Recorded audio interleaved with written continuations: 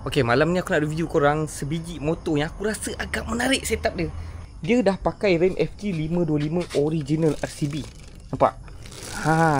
Rem ni aku ada sebiji dekat rumah, aku simpan. Adik aku pun ada pakai. Rantai dia mahal geng, Murasaki.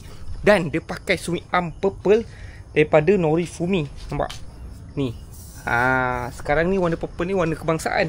Lepas tu korang tengok signal oren ni dah agak famous dah sekarang rupanya. Nampak? Lepas tu belakang pun sama, dia pakai signal oren, nampak? Okay, lagi satu geng paling menarik aku tengok kat sini.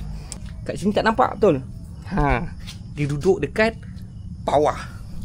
Ni kalau polis nampak dia marah ni. Kejap, korang tahu tak, dekat Shopee, online shopping, aku dapat brand Swiss Thomas ni air fryer. Kita lelaki ni kadang sebelum kita keluar nak buat kerja, kita memang nak makan tapi nak cepat. Design yang menarik, ada indikator meter. Lepas tu dia ada tunjuk 12 menu yang mudah untuk orang lelaki nak masak.